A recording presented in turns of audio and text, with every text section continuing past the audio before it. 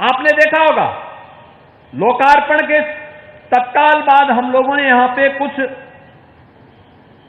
विभिन्न वेलफेयर की स्कीम को मंच पर लोगों को उपलब्ध करवाया है।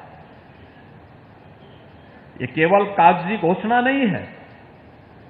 आप याद करिए, सुरक्षा का माहौल पैदा हुआ। देखिए कितना अंतर आता है। पहले हर बात को लेकर के खाना कैसे खाना है इसके लिए भी फतवा जारी होता था आपके यहीं देवबंद से। खाना कैसे खाना है यह व्यक्ति तय करेगा जिसको खाना होगा, लेकिन नहीं, वह भी तय होता था देवबंद से। कौन? ब्रजेश सिंह नहीं करते थे, कुछ और लोग इसका ठेका ले चुके थे।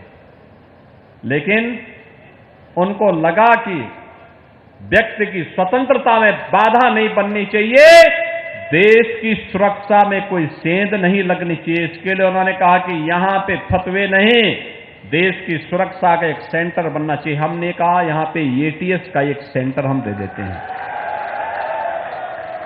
एंटी टेररिस्ट स्क्वाड बनकर के तैयार हो गया है, चालू भी हो गया है। अब हमारे एटीएस के कमांडो निगरानी करते हैं। कोई भी देशद्रोही सिर उठाएगा तो उसका काम तमाम होना तय है।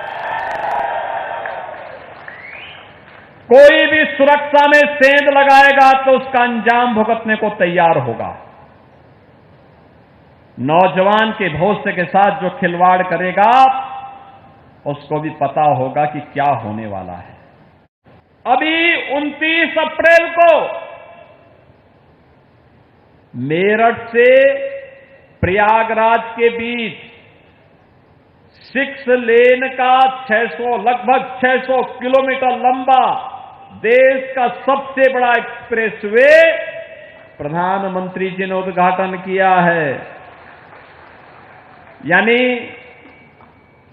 गंगा एक्सप्रेसवे का मतलब केवल मेरठ और प्रयागराज नहीं है। अगर सहारनपुर वासियों को लखनऊ या प्रयागराज जाना होगा तो लखनऊ जाने के लिए 6 घंटे और प्रयागराज जाने के लिए 7.5 घंटे की दूरी में वह प्रयागराज पहुंच सकते हैं। बहनों और भाइयों, अब सहारनपुर में क्या नहीं है? मां शाकंभरी के नाम पर विश्वविद्यालय, बहुत शीघ्र उसका उद्घाटन का भव्य समारोह होने जा रहा है। एयरपोर्ट बनने जा रहा है, लगभग फाइनल स्टेज में चल रहा है। सहारनपुर भी देश और दुनिया से जुड़ेगा। बेहट में स्पोर्ट्स कॉलेज, अनेक डिग्री कॉलेजेस, नगर के अंदर बस स्टेशन, नगर क्षेत्र के सहारनपुर नगर के अंदर जल निकासी की समस्या का स्थायी समाधान की दिशा में ड्रेन बनाने की, आरसीसी ड्रेन बनाने की कार्रवाई को आगे बढ़ाने का कार्य, अनेक विकास की योजनाओं के साथ साथ बेहतर कनेक्टिविटी हो, एक और यह कार्य, और दूसरा मां शाकंभरी पीठ पर जाने के लिए एलिवेटेड हाईवे का निर्माण। अब आप जाएंगे वहां पर, सर्दी हो, गर्मी हो, बरसात हो, किसी भी सीजन में जाकर के आप मां के दरबार में माथा टेक सकते हैं, क्योंकि अब वहां पे जाने के लिए नदी के ऊपर एक एलिवेटेड हाईवे बनाया जा रहा है।